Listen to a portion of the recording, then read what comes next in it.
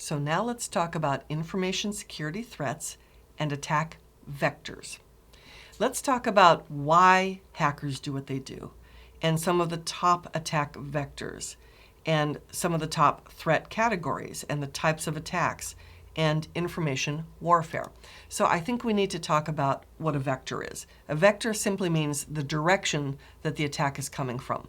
So a vector could be, it's coming in as a virus. It's coming in as someone sneaking over the fence. It's coming in as someone cloning an RFID badge. It's coming in as a remote connection. So the vector is from what direction, physical or logical, is the attack coming? Is the attack coming? So why do people do what they do? Let's talk about the motives and goals here. So top motives, why do hackers do what they do? For money. That's a big one.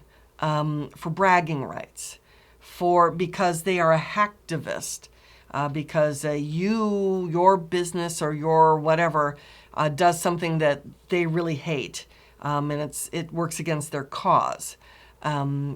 Maybe they're a disgruntled employee, a suicide hacker. They don't care if they get busted. They're just going to mess you up because you fired them, and they found out you're going to fire them. And they're just like, I'm just going to destroy the network as much as possible. And I don't care if I get caught, so I'm a suicide hacker. You could also have the ethical hackers, the so-called white hats. The whole white hat, black hat thing goes back to the old Western movies. The good guys wore white hats. The bad guys wore black hats. You could also have someone who's somewhere in the middle, calls themselves a gray hat. That's somebody who has intellectual curiosity, but they're neutral in terms of the morality of what they're doing. And they don't necessarily have malicious intent. Neither do they care if something happens. They're not there to heal you. They're there for their intellectual understanding.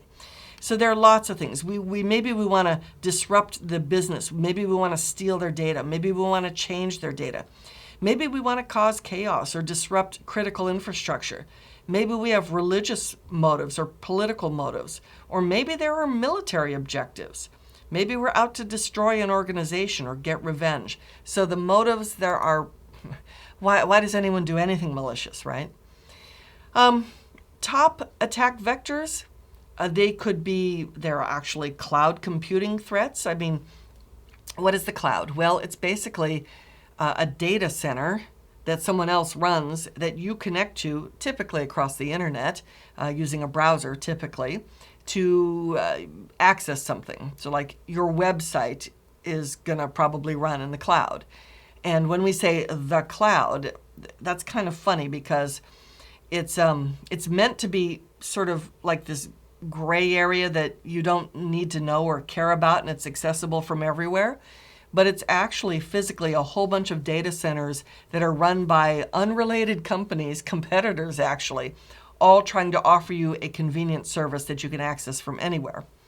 So there are plenty of computing threats from the cloud. I can tell you just right now.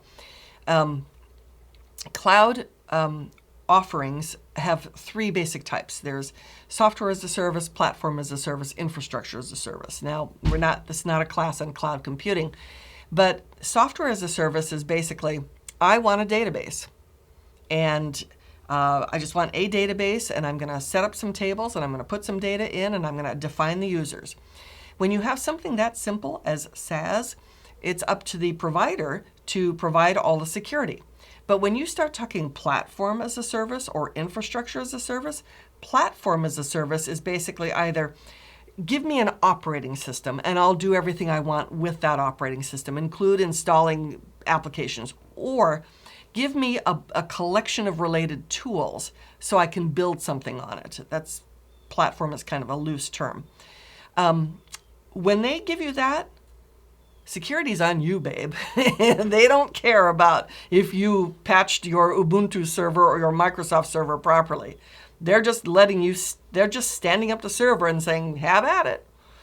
Or if you're using a bunch of developer tools, like a development environment to create this and create that and do this, that, the other, it's like totally on you. And then infrastructure as a service is even worse, because it's not only can you stand up servers and install applications, you are standing up virtual routers and virtual firewalls and network segments and all sorts of stuff. And that's totally on you too. So anyway, cloud, do not for 1 minute think that cloud providers are actually providing the security. They're providing security so that no one breaks into their data center, and that their own employees are, we hope, trustworthy, and that hopefully if there's a flood or a tornado, their data center can keep on going, and they've got other data centers to basically take over. But that's about the limits. So there's lots of security issues that come from cloud. And even if they do software as a service, even their implementation might have vulnerabilities that have yet to be discovered, or somebody knows about and they're going to take advantage of. So cloud introduces whole new avenues, opens up whole new avenues of security vulnerabilities. There's advanced persistent threats. Now this is actually the most common, the APTs. An advanced persistent threat is, I have sneaked in like a ninja, and I'm going to stay there, quietly doing something. I mean, I'm not out to assassinate like a ninja would, but I have sneaked in. I've got my spies planted in your system, and we are quietly exfiltrating data, quietly stealing something. Hopefully nobody notices. Hopefully we do it quietly enough so that it doesn't impact anything. But in the background, we are doing something malicious. That's an advanced persistent threat. And I might have broken in one way, but if you find that and close it, I'm finding other ways to come in as well. This is the most prevalent type of serious threat that we have right now, is the advanced persistent threat, the APT. There's also just standard viruses and worms, and these are mechanisms to allow these other things to happen. I mean, APTs very often typically use viruses and worms and social engineering to sneak themselves in the background.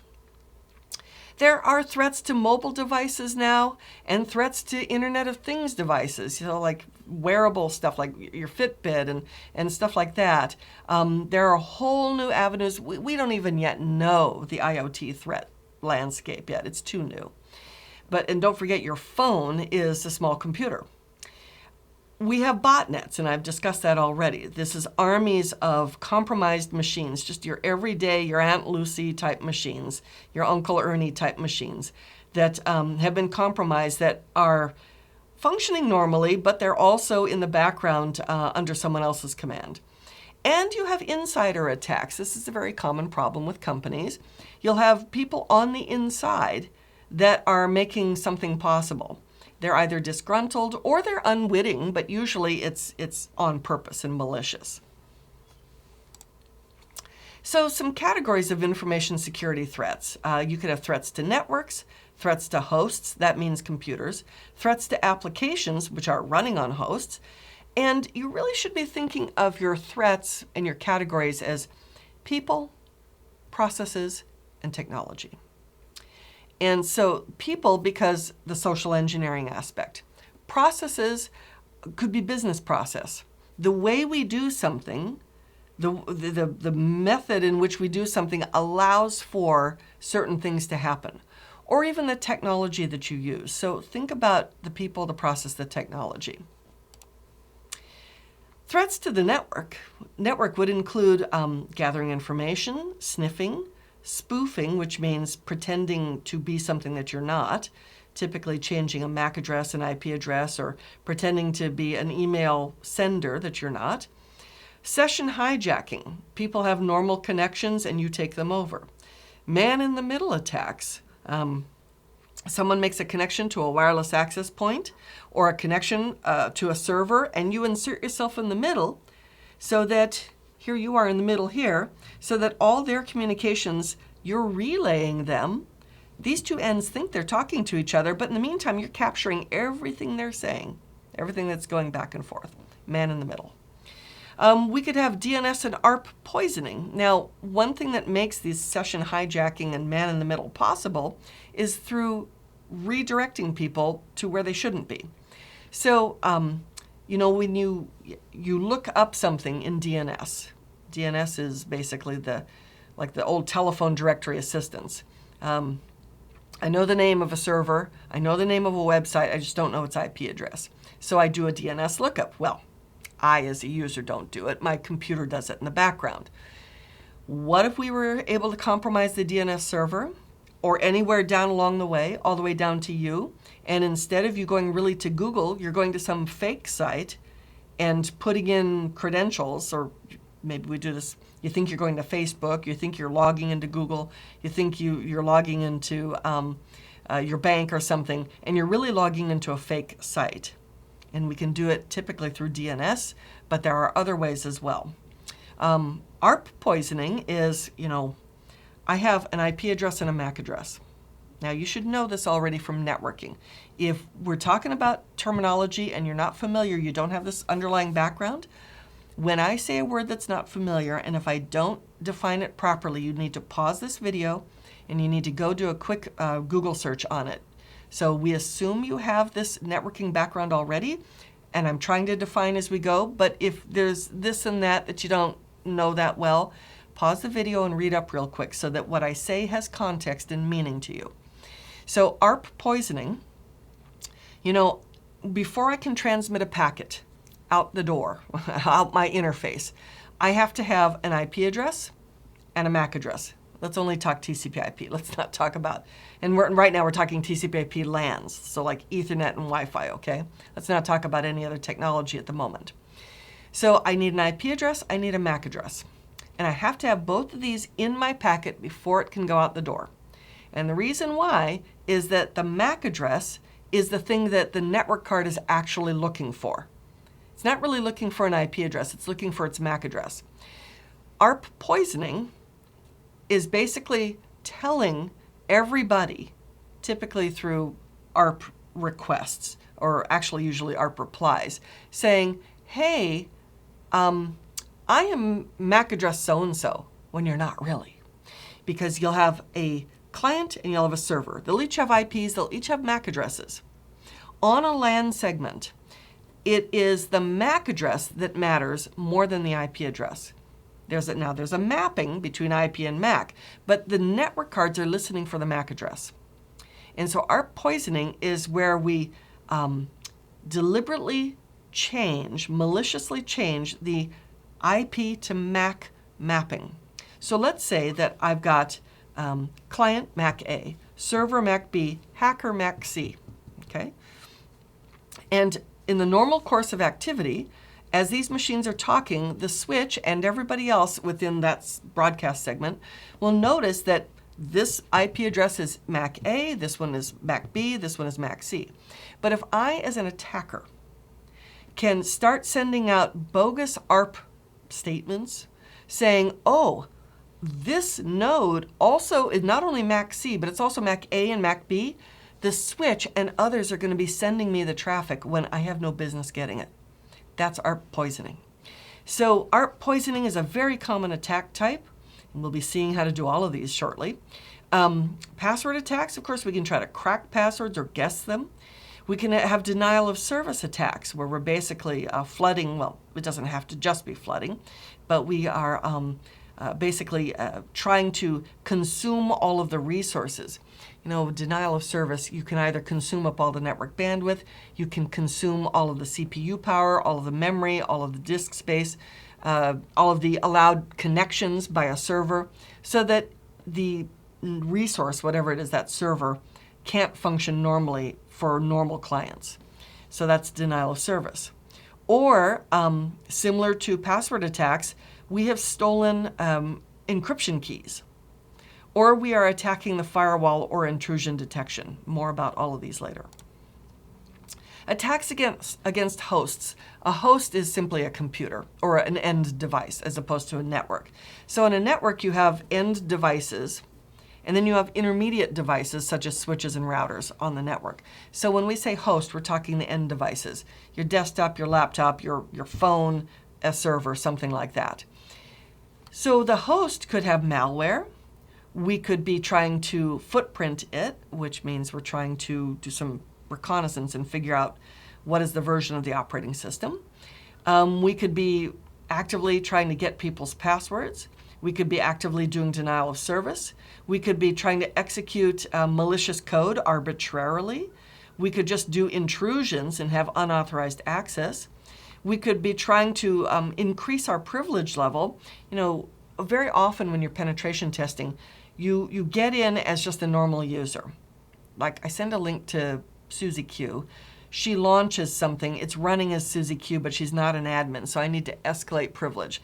There are plenty of vulnerabilities in software, in the operating system, that might allow for that privilege escalation.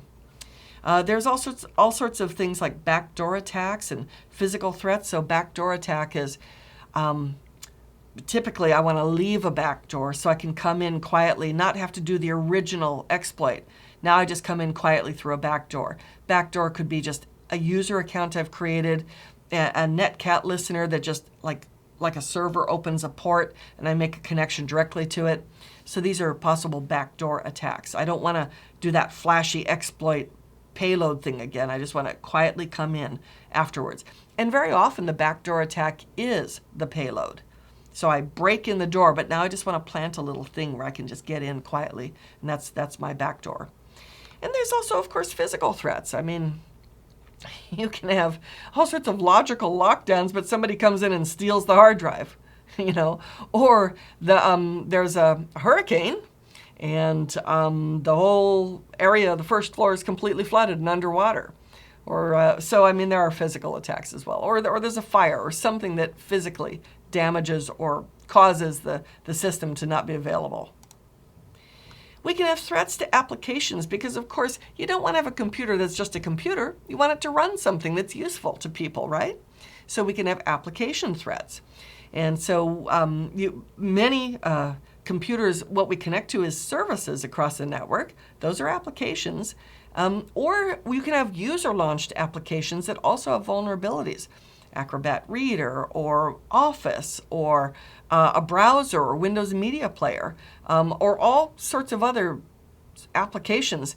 They too have vulnerabilities and threats against them. So you can have application threats. One of the biggest is improper data or improper input validation. In other words, you're supposed to log in, but I didn't check that that's really your password. That would be like a crude example.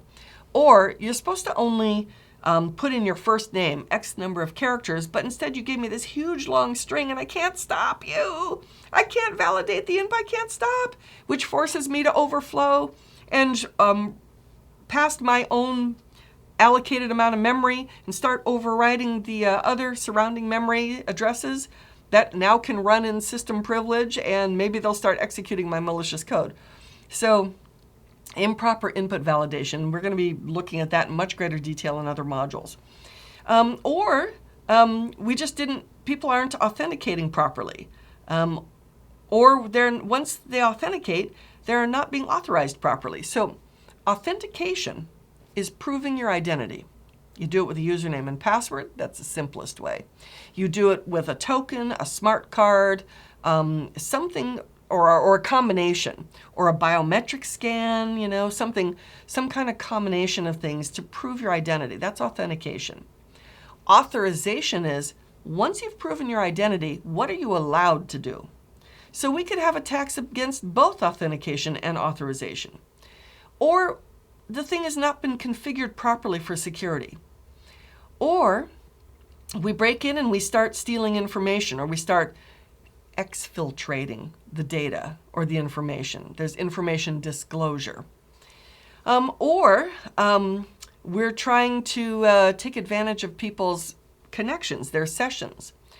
Or we're doing buffer overflows like I just described. I don't have any input validation, so there's nothing to stop a malicious app from pouring in data, overflowing the amount of allocated RAM, the buffer, into other areas where it now starts executing in the privilege level of that service. That's like the gold standard of payloads. They're hard to write, but boy, when you get them right, oh my, they are so wonderful. Cryptography attacks. The encryption is weak. So like Cisco had an original encryption mechanism that was so weak that you could just copy it and you could paste it into any number of websites and it would immediately crack it. They took care of that, but it still exists. Or we could do SQL injection, which is, you have a website and you have a database. And the website could be something like an online shopping portal like Amazon or eBay. And as people purchase things and they look, that's stored in the database. Well, this website is supposed to protect the database from malicious input, but very often it's not done very well or not done at all. And so I'm sending malicious commands in to the database, and the website's just happily passing them along. That's SQL injection. We'll be playing with that in greater detail soon. Or maybe there are just errors or exceptions and they're not properly handled. Part of our reconnaissance could be to send weird requests to a server or website and just see how it responds back. Maybe it'll respond back giving me whole pathways. So now I go, C:\\, something \\, and now I know the whole structure. And now I know once I break in how to move around. So that's a common problem also. We could have attacks against whole systems, whole operating systems. The system's not patched. There are bugs in it. The services or the operating system is vulnerable to buffer overflows. We could have whole services or the systems that are not configured properly. And that could include the web server, applications, databases, anything installed on it. And when we say system attack, we can also mean not just a box, but also a whole network or a whole framework. Or we can have application level attacks, buffer overflows, like I said already, cross-site scripting, and we're going to talk about cross-site scripting in much greater detail. That's basically, I put malicious code up here and some poor schmo comes and reads it and executes something maliciously. Like I post, here's a picture of my dinner today and I posted on Facebook, but in the background it has malicious code. Someone looks at the picture of that beautiful dinner that I snapped, and in the background their machine is executing that malicious code. That's cross-site scripting.